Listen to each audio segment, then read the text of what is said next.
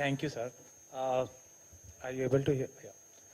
So, my view is in 2030, India will be a majorly transformed country.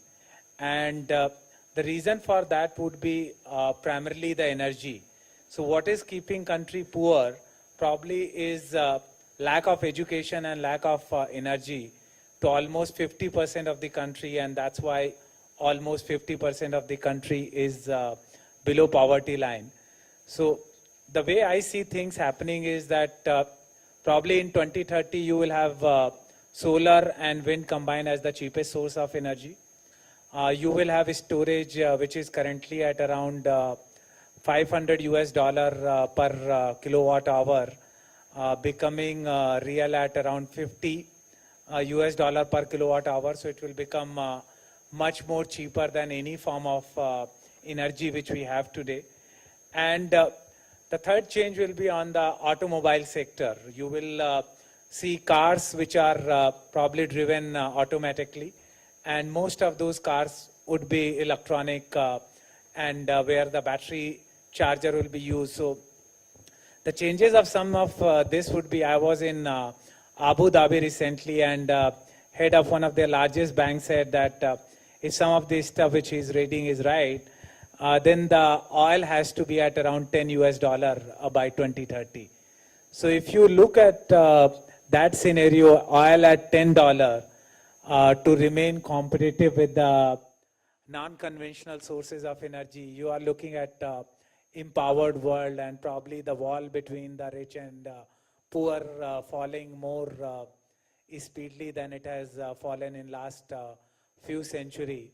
And if I connect it with 4G and 5G, my view would be that what actually mobile telecom did in the rural, that people who never had a landline connectivity got connected with the main world.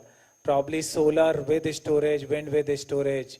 What it's going to do is give opportunity to every individual to actually start using their even land for generating some revenue for them. And maybe Mr. Agnotri would decide that he doesn't need pension. His pension money he will invest into the rooftop solar and start supplying to the grid. And everyone can become a generator. And that I see in reality happening. And with the amount of work which is happening, as Sunil and Sumant also mentioned briefly on storage and cost of electricity. I visited Boeing's plant 6 months back, and they are talking about module with 48% efficiency even today. So even those modules are currently used for satellite communication, but 5 years, 7 years down the line, they will be real. So even the amount of land which is used today, we started doing our first solar PV project at 7 acre per megawatt. Now we are doing at 3 acre.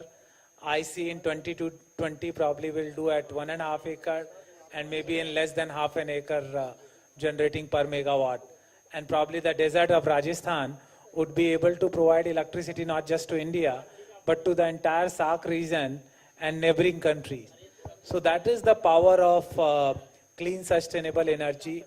I think government is doing really good policies, but what they need to do is invest more and more on R&D and further innovation, bring down more manufacturing in advanced area of nanotechnology and storage, and ensure that the vision which I am articulating, or what Sumant was mentioning, that probably solar can become the predominant source of energy. Even if it doesn't become 90% energy source, I have no doubt it will be more than 50% of all the energy consumed by us. Thank you.